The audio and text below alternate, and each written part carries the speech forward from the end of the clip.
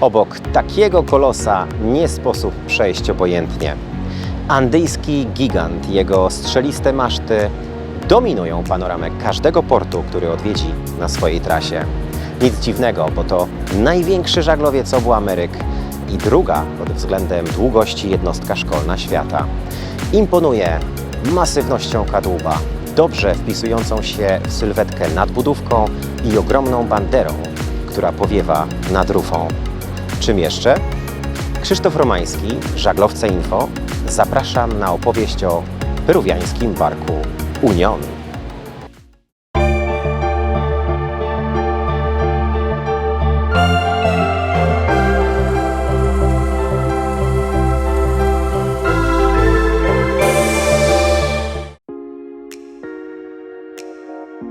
Peru od lat marzyło o własnym żaglowcu.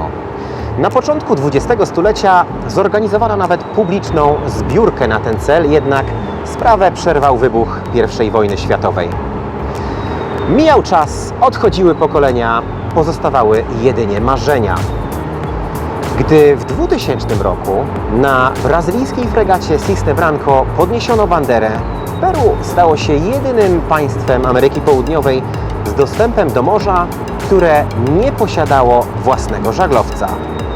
Sprawa stała się więc prestiżowa. Niezbędne środki udało się wygospodarować dopiero w 2010 roku i pomysł nabrał realnych kształtów. Projekt jednostki powstał przy współpracy z rządem Hiszpanii, jednak Peruwiańczycy za punkt honoru postawili sobie wybudowanie żaglowca własnymi siłami we własnym kraju w stoczni Cima w Callao. Stępkę położono 8 grudnia 2012 roku, a wodowanie odbyło się tuż przed świętami Bożego Narodzenia 22 grudnia 2014 roku. Początkowo biel kadłuba miała być przełamana podłużnym granatowym pasem. W taki sposób Union pokazał się światu podczas wodowania. Z pomysłu ostatecznie jednak zrezygnowano, głównie ze względów praktycznych. Przed wejściem do każdego zagranicznego portu żaglowiec na redzie przechodzi szybki lifting. By pokazać się miejscowej publiczności z jak najlepszej strony, na pokładzie polerowane są mosiądze, a na zewnątrz podmalowywany kadłub. Łatwiej to zrobić, jeśli kolor jest jednolity. Czteromasztowy Union wszedł do służby 27 stycznia 2016 roku. Uroczystość uświetnił obecnością ówczesny prezydent Peru Ollanta Humala. Pierwsza załoga była dobrze przygotowana do swoich zadań. Peruwiańscy oficerowie odbyli bowiem wcześniej szereg praktyk pod żaglami jednostek zaprzyjaźnionych marynarek meksykańskiego Cuauhtémoca i kolumbijskiej Glorii. Z długością całkowitą wynoszącą niemal 116 metrów Union stał się największym żaglowcem Ameryki. Na 4 masztach, z których 3 najwyższe osiągają wysokość 53,5 metra, okręt nosi 34 żagle o łącznej powierzchni niemal 3,5 tysiąca metrów kwadratowych. W rejs szkoleniowy na Union może wybrać się 250 osób. Portem macierzystym żaglowca jest miejsce jego urodzenia – Callao.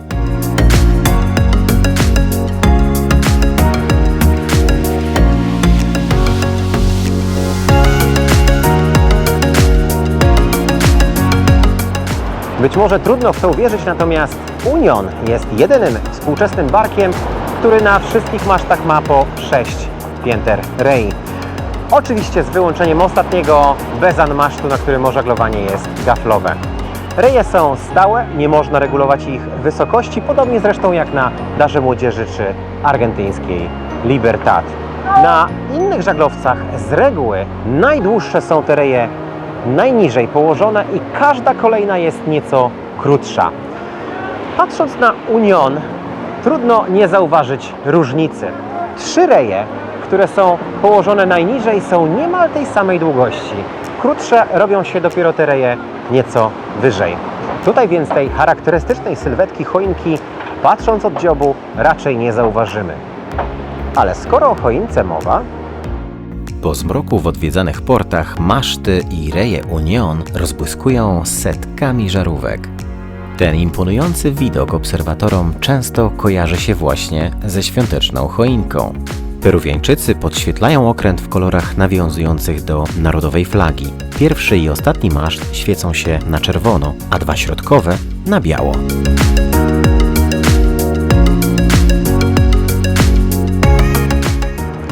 Spośród wszystkich współczesnych żaglowców Union ma jedną z najbardziej charakterystycznych nadbudówek. Mimo solidnych rozmiarów udanie wpisuje się ona w sylwetkę żaglowca. Bardzo użyteczne są te skrzydła nad mostkiem, z których można prowadzić obserwacje. Stąd prowadzi się manewry portowe, tu nawet można sobie usiąść. Stąd też prowadzi się obserwacje podczas wachty na oku. Tak jak ta oto kadetka, która właśnie teraz sokolim okiem obserwuje horyzont. Hola, señorita. ¿Todo está bien?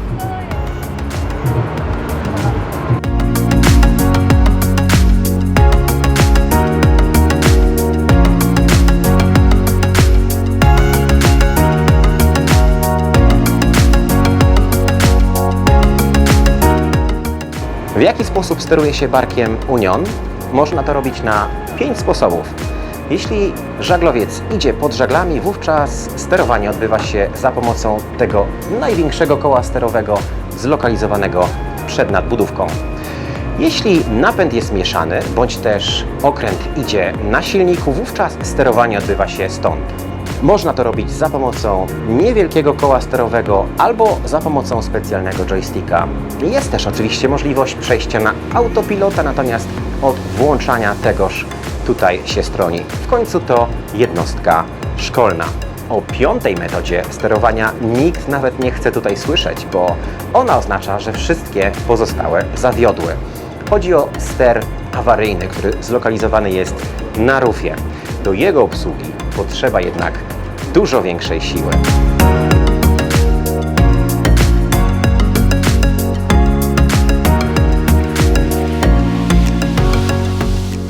Na żaglowcach całego świata wybija się szklanki, które odmierzają bieg wachty. To, ile razy uderza się w dzwon, oznacza, ile jeszcze do końca wachty czasu pozostało. To tradycja wywodząca się ze starych żaglowców. Wówczas oficer uderzał w dzwon i przy okazji też zmieniał klepsydrę. Na peruwiańskim Union również wybija się szklanki, natomiast robi się to w sposób dość osobliwy. Nie na zewnątrz, bijąc w dzwon okrętowy, ale tu w sterówce, bijąc w miniaturowy dzwon, a za pośrednictwem okrętowego radiowęzła wszyscy słyszą, ile jeszcze czasu zostało do końca wachty.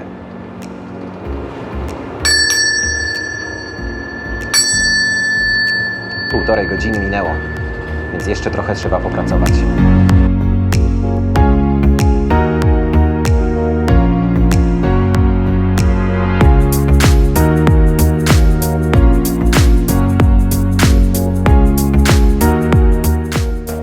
Poza celami edukacyjnymi, Union został zbudowany, by reprezentować Peru na arenie międzynarodowej.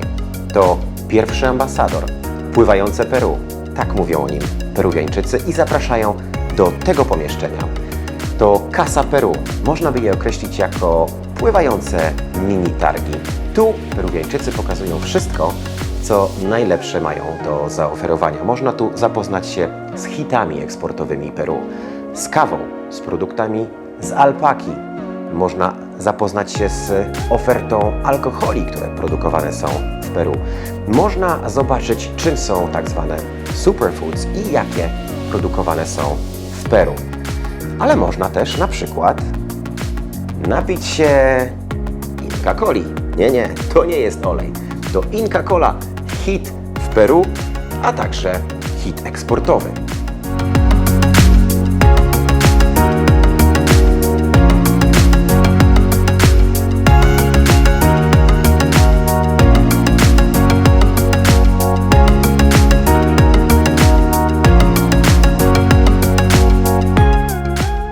Oto admirał Miguel Grau, as marynarki wojennej Peru i jeden z największych bohaterów narodowych tego kraju. On między innymi dowodził korwetą, od której imię wzięła obecna jednostka.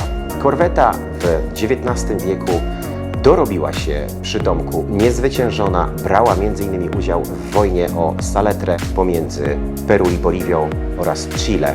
Tę postać z obfitymi bakobrodami na Union można zobaczyć niemal na każdym kroku. Wszędzie tam, gdzie zbiera się załoga i kadeci, umieszczono ryciny i portrety admirała. a w Casa Peru można podziwiać nawet jego popiersie.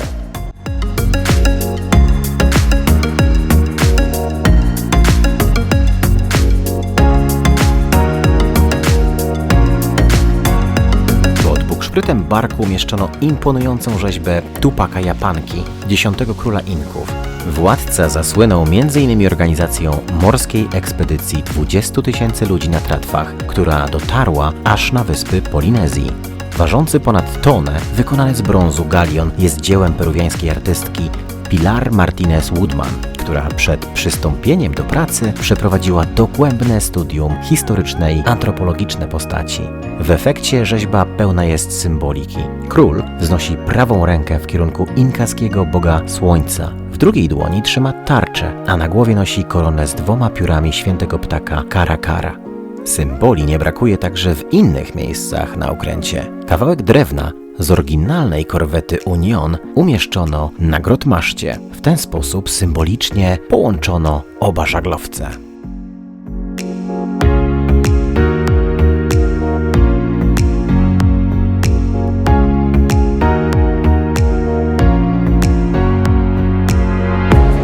Salon kapitański na barku Union to najbardziej reprezentacyjne miejsce na pokładzie żaglowca. Tu podejmowani są oficjalni goście, tu trafiają trofea, które jednostka zdobywa. Tutaj także pełno jest symboliki. Są przepiękne witraże, które pokazują najważniejsze momenty w historii peruwiańskiej marynarki wojennej. Jest też dobrze nam znany pan admirał.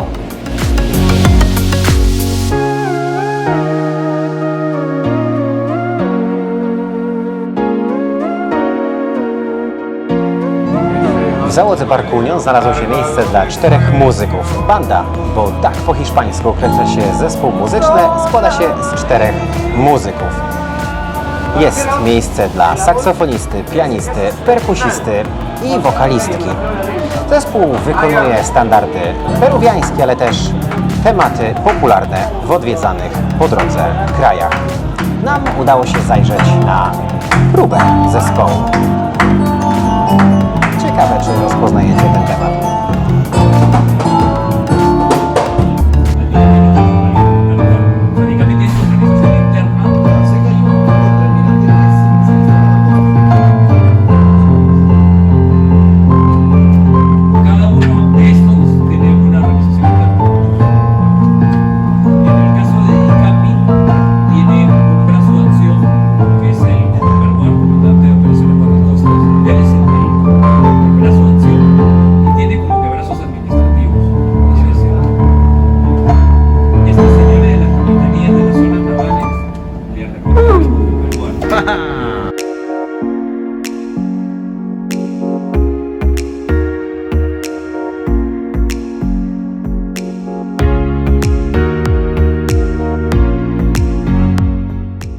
Każdy oficer peruwiańskiej marynarki wojennej w dniu promocji otrzymuje z rąk prezydenta taką oto szablę z inskrypcją "No me saques sin razón, no me envaines sin honor", co w wolnym tłumaczeniu oznacza "nie wyjmuj mnie bez powodu i nie chowaj mnie bez honoru".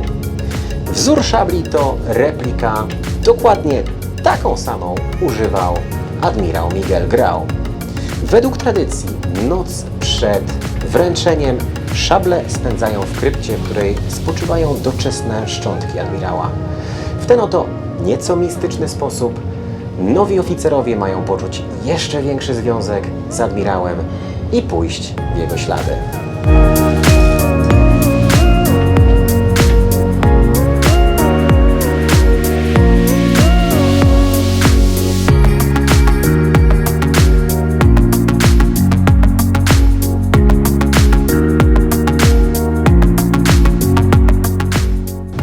A co jeśli wizyta ważnego gościa na pokładzie Union przedłuży się trochę ponad standardową kurtuazyjną kawę?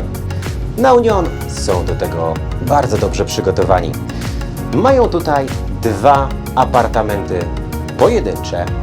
Apartament admiralski i apartament prezydencki, w którym właśnie jesteśmy. Ten apartament honoruje pamięć prezydenta Ramona Castilla, który w przeszłości był wizjonerem i na pierwszym miejscu stawiał sprawy marynarki wojennej.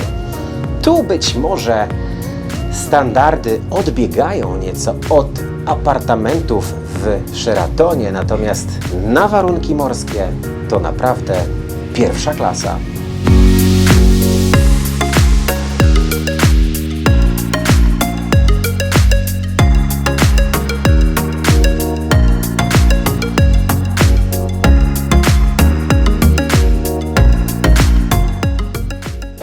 Odkąd wszedł do służby, Union zdobywa w Peru coraz większą popularność.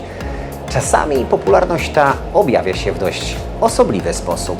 29 czerwca 2021 roku na redzie macierzystego Callao wokół kadłuba okrętu uformował się osobliwy, żywy łańcuch. Utworzyli go członkowie lokalnego stowarzyszenia pływackiego. Żeby otoczyć kolosa, potrzeba było obecności ponad 300 osób. Asystowali im kajakarze, surferzy, żeglarze i rybacy. Zdjęcie przedstawiające to wydarzenie zawisło w reprezentacyjnej mesie oficerskiej.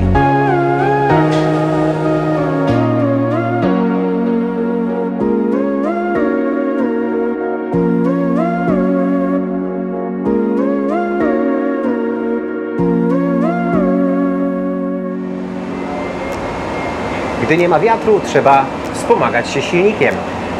Union oczywiście posiada napęd pomocniczy. To silnik wyprodukowany przez firmę Caterpillar. Stąd natomiast odbywa się sterowanie i kontrola tymi wszystkimi skomplikowanymi systemami. Tu możemy obserwować, ile jeszcze zostało paliwa, ile jeszcze zostało wody, czy gdzieś nie brakuje oleju. To wszystko można przeczytać na tych monitorach. No właśnie, widzę, że dziś już zużyliśmy troszkę paliwa. Mamy 91% dziennego zużycia, więc jeszcze możemy troszkę na silniku pójść.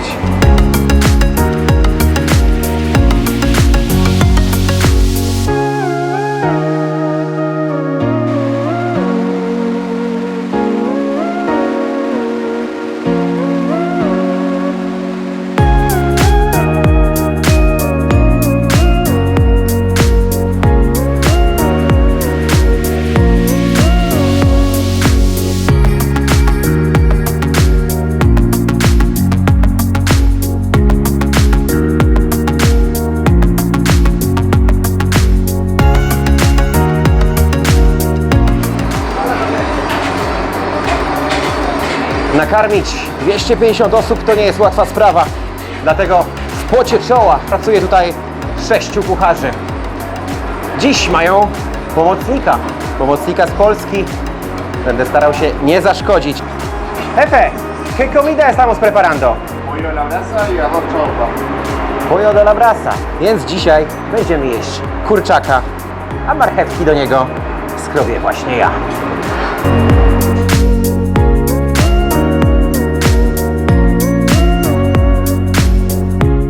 Kilka godzin później kurczak w towarzystwie kiełbasek i frytek, podany na gustownym talerzu z godłem Peru, ląduje na stołach. Ale zaraz, gdzie podziały się marchewki, które tak pieczołowicie skrobałem?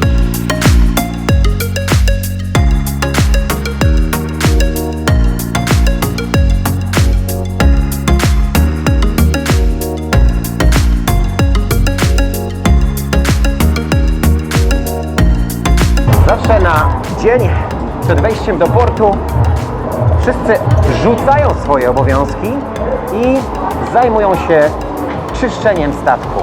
Puerto Pintado to jest ten moment, w którym na pokładzie panuje demokracja. Dacie wiarę, że za szmatkę bierze się nawet komendant? Nie ma taryfy ulgowej. Wszyscy muszą odrobić swoje, poza osobami z kuchni. Oni mają co robić. Cała reszta to szmaty.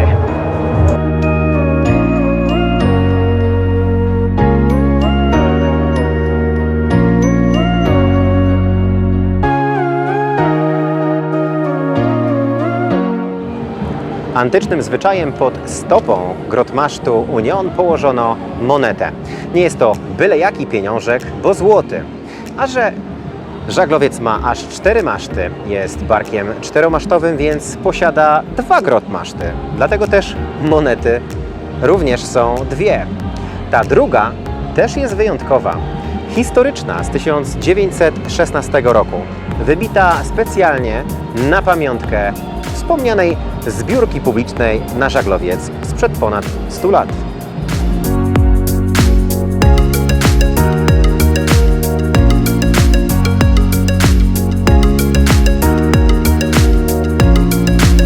Narodowych kolorów na i pod pokładem znajdziemy dużo więcej. Najbardziej widoczne są na ogromnej banderze powiewającej pod gaflem na bezanmaszcie. Ma ona wielkość regularnego boiska do koszykówki. Eksponowana jest z dumą podczas wejść, wyjść i postojów w portach. Biało-czerwone motywy znajdują się na czapeczkach załogantów i pasiastych strojach, w których prezentują się kadeci podczas oficjalnych uroczystości. Nawet końcówki lin są gustownie przyozdobione miniaturkami peruwiańskiej flagi. Ktoś tu o wszystkim pomyślał.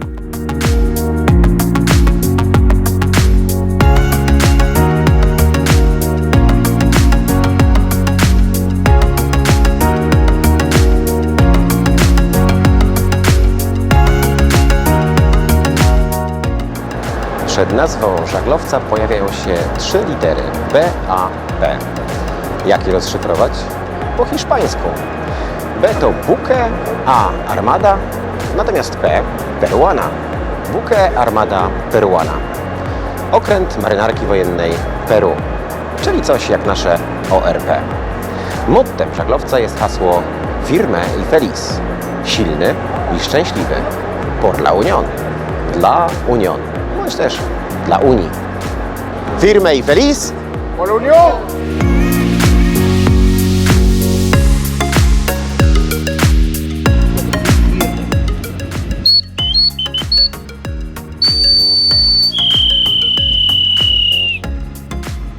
Ten niewielki świst, lub jak kto woli gwizdek, nazywa się pito. Na żaglowcach z Ameryki Łacińskiej za pomocą świstów wydaje się rozkazy. Nie inaczej jest na Union. Powód, jak to zwykle bywa na morzu, wynika z dobrej praktyki. W ciężkim sztormie, gdy ryczy wiatr, świsty słychać lepiej niż krzyki. Swój pito ma każdy na pokładzie. Jedną z pierwszych rzeczy, którą muszą opanować kadeci, są gwizdane komendy. Każdy żagiel ma inną dźwiękową nazwę. Każda czynność, ciągnij, stopuj, luzuj, gwizdana jest w inny sposób. Jest się czego uczyć, a właściwie czego słuchać. I nikt nie może powiedzieć, że sobie na to gwizdże.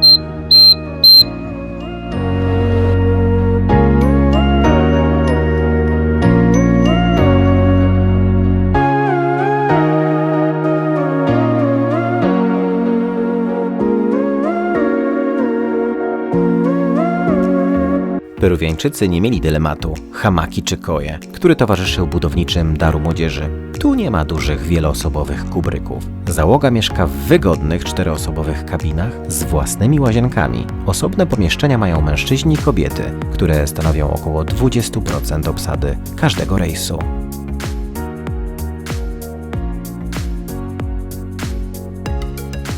Dbanie o kondycję w czasie rejsu nie należy do najłatwiejszych zadań, szczególnie przy tak dobrej kuchni. Aby pomóc załodze w utrzymaniu formy, na śródokręciu urządzono siłownie. Są handle, rowerki, bokserski worek treningowy, a nawet skakanki. W zdrowym ciele zdrowy duch.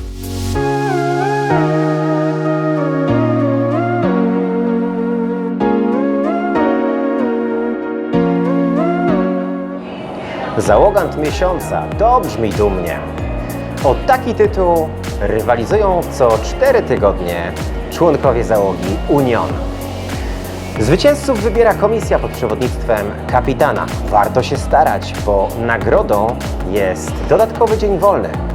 A na morzu taki dzień niczym niezmąconej laby waży dużo więcej niż na lądzie.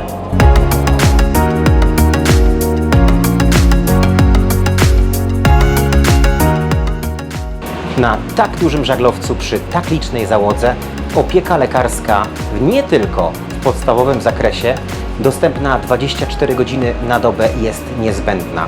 Pod względem medycznym Union jest doskonale przygotowany.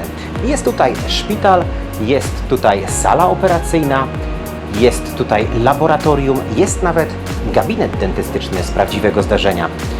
To królestwo sympatycznej pani stomatolog. Pod takim okiem nie straszne jest żadne leczenie kanałowe, ani nawet rwanie.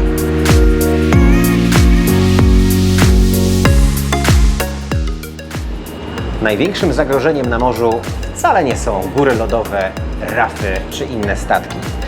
Oczywiście trzeba na to uważać, natomiast największe zagrożenie czai się na własnym pokładzie. To pożar, który potrafi rozprzestrzenić się błyskawicznie. Załoga barku Union jest do tłumienia płomieni bardzo dobrze przygotowana. Przy każdym miejscu, które narażone jest najbardziej na wybuch pożaru, umieszczono sprzęt strażacki, na który składają się specjalne uniformy, skafandry, kaski, butle tlenowe, jest też siekiera, są też specjalne dyfuzory piany.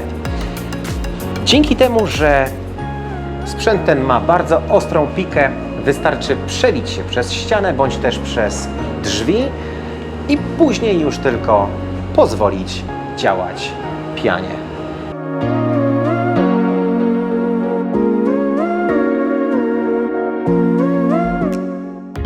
Union jest dla Peruwieńczyków okrętem szczególnym. Nie tylko dlatego, że jest żaglowcem, ale przede wszystkim dlatego, że nosi w sobie część wszystkich jednostek marynarki wojennej Peru. Jak to możliwe? Otóż w dzień podniesienia bandery na Union na redzie Callao zgromadziła się cała peruwiańska flota. Każda jednostka oddała salut armatni, a po powrocie do portu zebrano łuski i przetopiono je na materiał, z którego potem wykonano wszystkie mosiężne części na Union. Wykonano m.in. tamto reprezentacyjne godło narodowe, które zdobi nadbudówkę.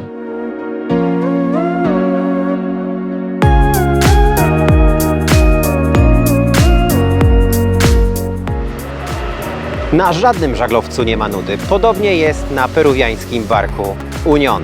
Czy słońce, czy deszcz, trzeba wchodzić na maszty. Chociażby po to, żeby sprzątnąć żagle. Teraz płyniemy wyłącznie pod sztakslami wiatru, jak na lekarstwo, ale nikt nie mówił, że będzie łatwo. Życie marynarza to słony kawałek chleba. No ale przecież to lubimy.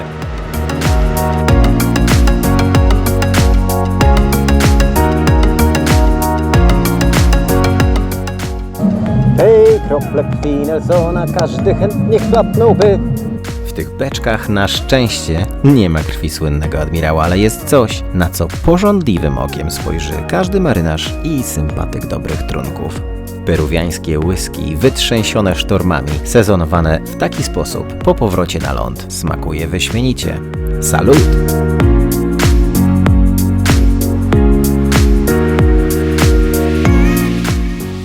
Peruwieńczycy szczycą się tym, że mają jeden z najnowocześniejszych żaglowców na świecie. Natomiast wnętrza zostały utrzymane w tradycyjnym stylu. Jest tutaj bardzo dużo drewna, drewniane są drzwi i to wszystko nadaje wnętrzom eleganckiego sznytu. Tego sznytu elegancji nadaje też to, co wisi na ścianach, a są to plakiety z różnych miejsc na świecie. Tych, które żaglowiec miał okazję odwiedzać. Z każdym rokiem będzie ich coraz więcej.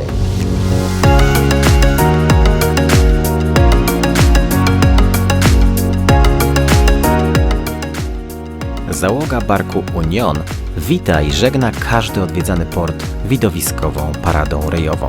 Jeśli tylko będziecie mieli okazję, koniecznie musicie zobaczyć to na żywo. I oczywiście zwiedzić ten fantastyczny, fascynujący żaglowiec.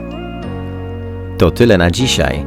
Jeśli Wam się podobało, zachęcam do zostawienia komentarza, kciuka w górę, subskrybowania kanału i oglądania innych odcinków z cyklu Świat Żaglowców. Krzysztof Romański. Ahoj!